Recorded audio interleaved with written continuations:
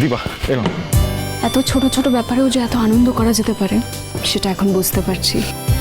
এই যে এতদিন পর সবাই মিলে একসাথে ব্রেকফাস্ট করব, ভেবেই যে কি আনন্দ হচ্ছে। তাও আবার কি, তোর বাবা মা একসাথে ব্রেকফাস্ট বানাচ্ছে, ভাবা যায়? আমাকে একটু জলটা দিন তো। দিচ্ছি দিচ্ছি। দীপা আরে বুঝতে পারিনি, মুখটা খোলা ছিল, ভক করে পড়ে গেছে।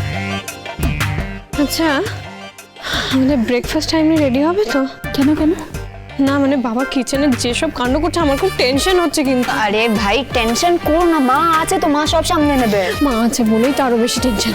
ওই যে দেখো দেখো, এবার কি করব? এর মধ্যে একটু আটা ঢালতে হবে, দিন।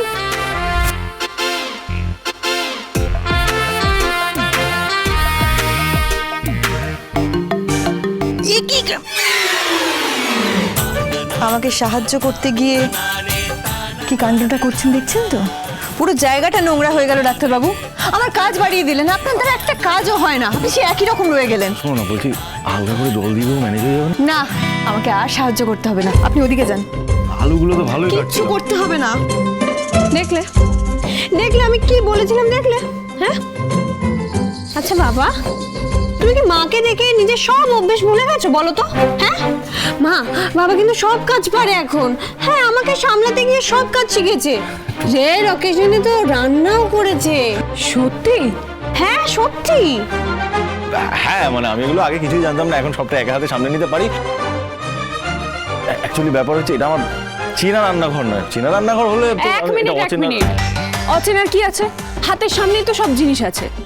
আপনি বলুন না, আপনি দিদিকে দেখতে দেখতে কাজ করতে করতে সব বিগড়েছেন, আর এখন দোষ হচ্ছে রান্নাঘরে। উনি এখানে বাচ্চারা আছে, কেন সব কথা বলছেন? মা, বাচ্চারা আর বাচ্চা নেই। এই যে তোমার আদরের রূপাকে কিছুদিন আগেই একজন প্রপোজ করেছে। বাজে কথা না না।